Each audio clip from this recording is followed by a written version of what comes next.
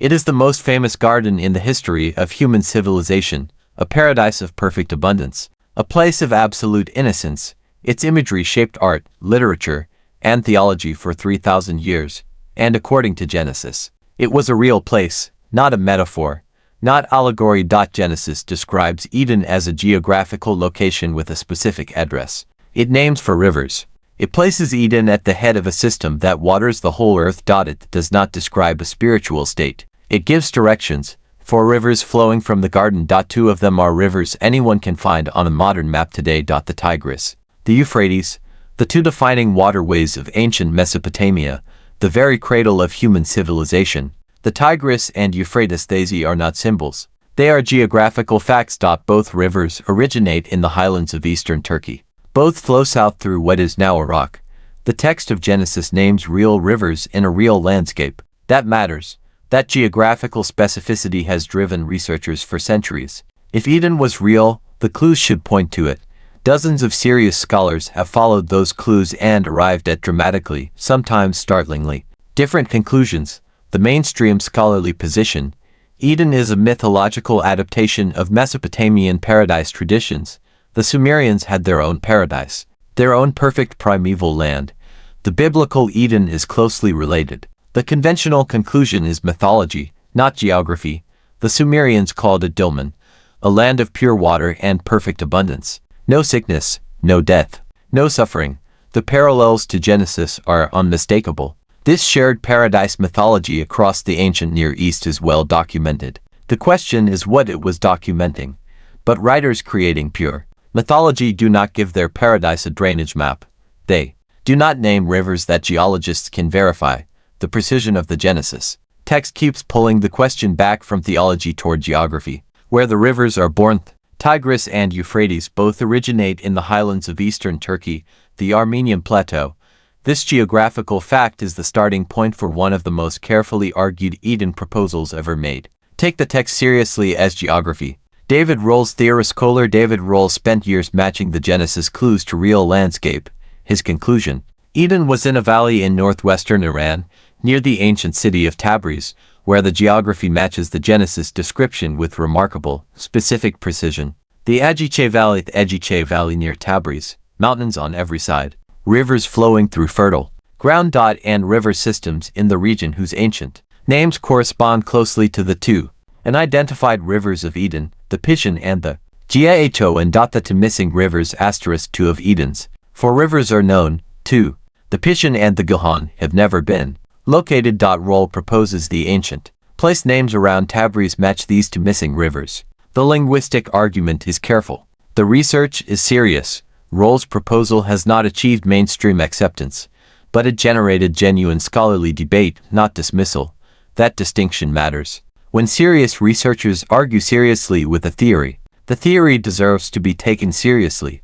Here is the detail in Genesis that almost everyone overlooks.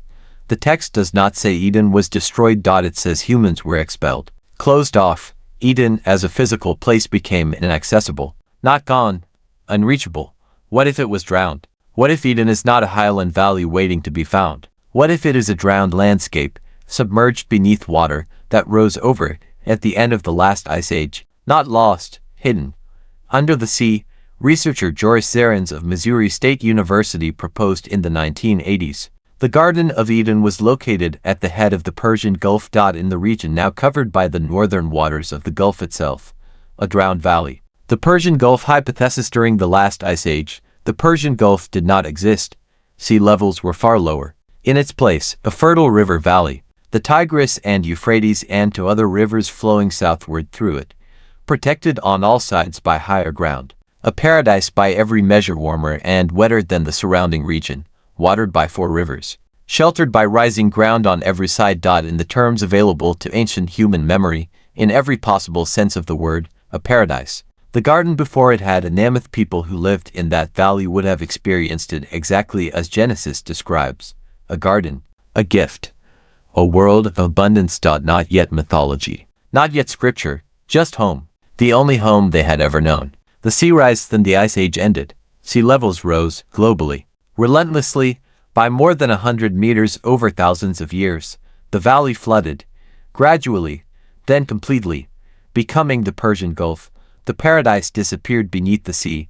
They did not drown. They moved northward onto the Mesopotamian plain, up the river valleys, to higher ground. Carrying everything, their tools, their language, their knowledge, and the memory of what they had lost. Memory becomes myth. Memory of catastrophe is the most durable kind. The story of the drowned valley would have been told for generations, distorted, spiritualized, mythologized, but the core truth, the paradise lost beneath the water, would not let go. The Sumerians rose on the Mesopotamian plain, among the earliest literate civilizations on Earth. And their mythology is saturated with paradise, with the Great Flood, with the world before the waters came, not invention, memory. Genesis inherits the Memoridan inherits from Dilmun. Noah's flood inherits from Utnapishtim's flood in the Epic of Gilgamesh. These are not coincidences. These are the same memories wearing different cultural clothes, the same catastrophe, remembered by different peoples. The Black Sea parallel. Robert Ballard proposed that a catastrophic Black Sea flood, the Mediterranean breaking through the Bosphorus around 7600 BC, generated the flood memories in ancient Near Eastern texts. The same mechanism. Real flood, real displacement, memory that became myth. A global pattern. Atlantis, Dwarka off the Indian coast, submerged structures in the Bahamas. Drowned landscapes appearing everywhere in the archaeological record, each one matching a cultural memory of a lost world. This is a global pattern. The Persian Gulf fits it perfectly. Dwarka beneath the sea off the coast of Gujarat, between 5 and 12 meters underwater, lie ancient structures predating the accepted timeline of Indian civilization. A real drowned city. In the exact location the Sanskrit texts described, the ocean remembered it. So did the stories. The 12,000-year horizon. 12,000 years ago, the Ice Age ended. Sea levels rose globally by over 100 meters. Coastlines drowned. River valleys submerged. Populations displaced worldwide. The same horizon appearing in the evidence for lost civilizations across the entire planet. The hypothesis fits Genesis. The Persian Gulf hypothesis fits every geographical clue in Genesis. For rivers converging at a valley head, a location at the head of a system, watering the whole earth, the pre-flooding Persian Gulf matches every detail, not approximately, precisely, archaeological. Consistency. Archaeological evidence is consistent. The Persian Gulf coastline and the Mesopotamian river valleys were among the earliest areas of complex human settlement anywhere on Earth. The timing fits. The location fits. The pattern of early civilization emergence fits. Asterisk. The Persian Gulf has been partially surveyed. The sonar data confirmed it. Ancient river channels. Ancient drainage patterns. The same river systems that flowed through the valley before the sea came. The rivers are still down there, carved in the sediment. The valley is still there. Valley Zarins described is not speculation. It is confirmed geology. The pre-flooding landscape of the northern Persian Gulf is documented by survey data. The valley existed. Its shape is still there, under the water, under the silence. Never properly surveyed, but the Gulf has never been surveyed for evidence of human habitation during the period it was above sea level. Political challenges, multiple sovereign nations, practical barriers. The most important archaeological survey in the world has simply never been done. Theological discomfort and the theological sensitivity makes it harder.